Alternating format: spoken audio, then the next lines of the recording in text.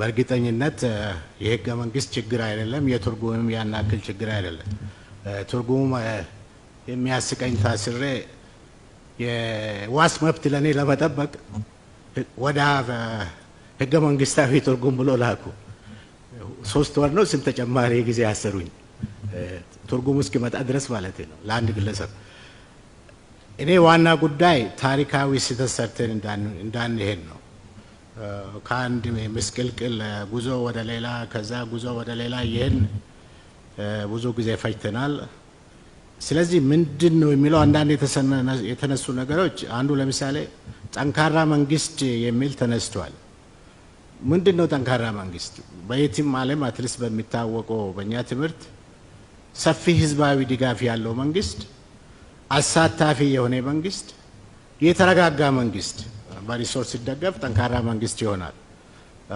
አሁን የምንለው እነዚህ ነገሮች ይፈታልናል ወይ? በግልጽ ቋንቋ ደግሞ ማንም መንግስት ማንም ፓርቲ ብልጽግና ጨምሮ ማለት ነው መጥፎ መሆን አይፈልግም።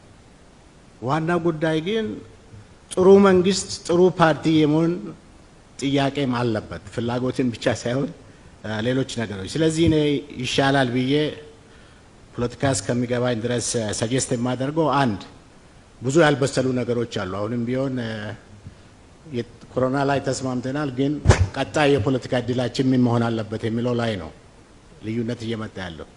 ስለዚህ ይሄንን እኛ አንድ መድረካችን ወደ 3 ነው 4 አባሎች እዚህ ያለን አንድ አቋም ያለን አይመስልም እዚህም ሳይሆን።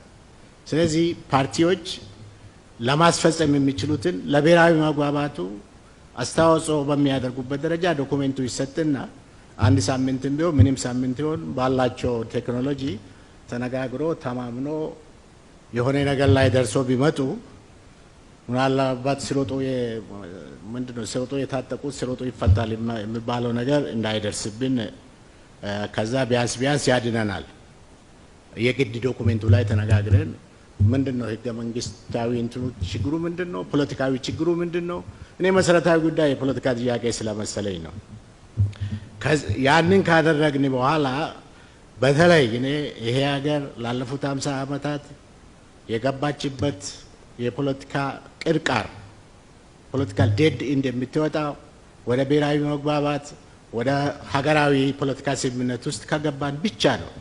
ሌላው ጊዜያዊ መፍትሄ እየፈለግን ኮሮናም ሲመጣ ወይም ድርቅ ሲመጣ ወይም አንበጣም ሲመጣ አንዳንድ ነገሮችን እየቀባባን ማለፍ እንችላለን። እኔ ከሀገራዊ ፖለቲካ ስምምነት ውጪ ከብሔራዊ መግባባት ውጪ ይሄንን ትራንዚሽን የትም የምናደርስ አይመስለኝም ፖለቲካ እስከሚገባኝ ድረስ ነው።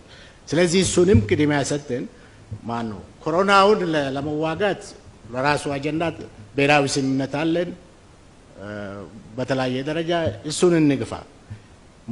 ፖለቲካዊ መፍትሄዎቻችን ላይ ግን በሰከነ አእምሮ ረጋ ብለን ከአባሎቻችን ጋር ከደጋፊዎቻችን ጋር እውቀቱንም አላቸው ከምንላቸው ዜጎች ጋር ምሁራንም ከሚባሉ ጋር ቁጭ ብለን እየተወያየን ወደ አንድ ነገር ብንሄድ ይሻላል። እኔ የሚጠይቀው ዶኩሜንቱ ቢሰጠን አንድ ሳምንት ይሁን ተነጋግረን እንደገና ወደ ሰፊ ውይይት እንደገና ብንመጣበት ጥሩ ነው። አንዱ ሌላ ስጋቴ በኮሮና ላይም ተስማምተን ከተለያየን በኋላ ኦሮሚያ ሰፊ ኦሮሚያ ግዛት ከቦረና እስከ ደምቢዶሎ ሊባል በሚችልበት ደረጃ ሰፊ እስራት ማንገላታት እየተደረገብን ነበር። ቢሮ ማነው መኪናዬ ውስጥ አለ ለጠቅላይ ሚኒስትሩ ቢሮ የተጻፈ ማህተም ስለሌለው ነው። ነገ ተነገ ወዲያ አመጣለሁ። ስለዚህ እንደዛ አይነት ያለመተማመኖች ስላሉ ተስማምተን ከወጣን በኋላ እስቲ ብሔራዊ መግባባቱና የፖለቲካ ስምምነቱን ለማስቀደም በሚችልበት ደረጃ ለአንዴና ለመጨረሻ ጊዜ ደግሞ ፖለቲካችን ለማሰልጠንም አቅጣጫ ለማስያዝም እንደ ሀገር እንደ ህዝብ የሆነ ነገር ላይ ለመድረስ በዛ አቅጣጫ እናስብ። ዶኩሜንቱ ብንነጋገርበት ጥሩ ነው። ያልተፈቱ መሰረታዊ ፖለቲካ ጥያቄዎቻችን እንደገና እቺን ጊዜ ተጠቅመን ብናያት ጥሩ ነው። ከዛ በኋላ ህገ መንግስት ትርጉሙ እውቀቱን ያላቸው ሰዎች ሊተረጉሙልን ይችላሉ። እሱ ብዙ አስቸጋሪ አይመስለኝም።